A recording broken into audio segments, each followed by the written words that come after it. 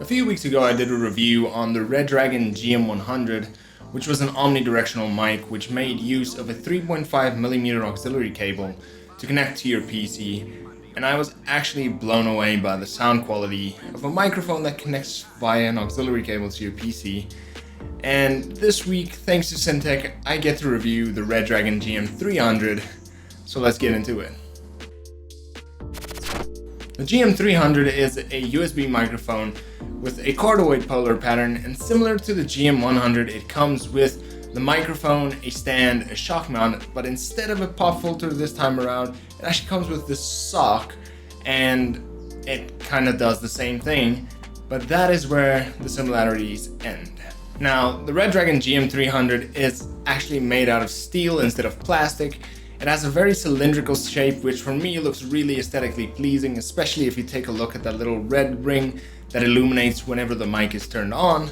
And the round cylindrical shape makes the mic seem a little bit more professional, in my opinion, than it would with all the other mics in the Redragon range. Now, the Redragon GM300 also has volume buttons here at the front, which you can use to turn up the volume of yourself louder or softer, and you can also use it as a mute button if you long press that button. Now, having a mute function is pretty cool, but I feel like the ability to mute on this mic is a little bit more difficult than it is on some other mics, but the ability to actually mute and turn yourself louder and softer on the mic itself is a good thing. Now, the shock mount of the GM300 is also made out of metal, which for me holds the mic a little bit more sturdy than the one on the GM100, and it also looks a little better for me than the one on the GM100, and the fact that it's metal makes it feel like it's gonna last a little longer than the other shock mount from the GM100. Now, the legs on the other hand are plastic again, which I feel could have been metal in this case, but I always suggest that you use mics with boom arms anyway to get it as close to your face as possible. But if you're not going to be using the boom arm and you're going to be setting it on your table, just know that the feet are once again made out of plastic. When it comes to the actual sound of the GM300, it does sound extremely well, and this time around I couldn't actually test the mic on the GoXLR since there is no auxiliary out on the mic itself, where with the GM100 it was actually powered and everything with the auxiliary cable, so I could plug the auxiliary into the mic auxiliary in on the GoXLR, and this time I'm not able to do that. Now, another thing that means is that this mic doesn't have an auxiliary for you to actually get feedback on the sound of the mic. So the only way to get actual feedback on your mic and how you sound while you speak, if you are one of those people who like to listen to yourself while you speak, you're gonna have to actually do it through the software you're doing. That could introduce a little bit of a latency or a little bit of lag in that. And for me, I don't know about anybody else, but if there's a slight delay between when I'm speaking and when I'm hearing myself, that just completely throws me off. And for that, I have to say, if you're one of those people who really want to listen to yourself, there might be a delay. It doesn't have to be. It depends on what program you're using and how long the delay is between where you're going from and actually getting back to your headset. But if that is a big problem for you, that is something that you should note of, as there's no auxiliary out for you to actually monitor the mic sound. Now, another way that could be a deal breaker for some people is if you're actually looking at getting the GM300 and then upgrading piece by piece until you can get an XLR setup. The Redragon GM300 is not going to help you with that, because you can't go and buy a mixer and use this mic on the mixer until you can get an XLR mic and you can upgrade in steps, but rather you're going to have to upgrade all of your pieces at the same time.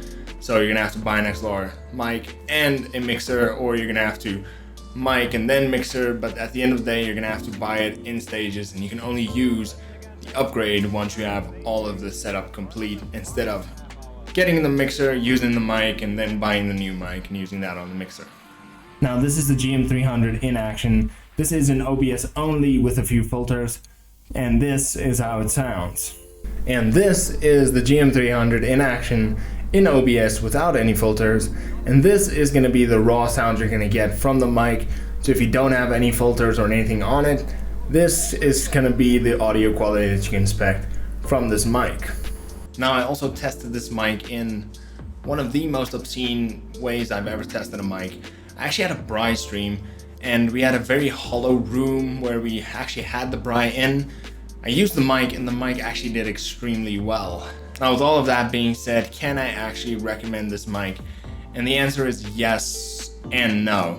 And the reason why is it's a good looking mic, it is a good quality mic, it is actually built really well, it sounds good, and it is easy to use. It's plug and play, you just plug it in and it sounds good without anything having to happen after that. It is a good solid mic. But these days there are a ton of good USB mics on the market as well, and for me it is almost better that if you want to do a mic that you're going to use for a while until you can upgrade to a much more expensive mic, to actually go out and buy the GM100. That way you can use that mic once again on a mixer. If you one day get a mixer, you can use the aux out to connect to your mixer and use that mic until you can get an XLR mic, or just use that mic until you can save up a little more for a more expensive mic.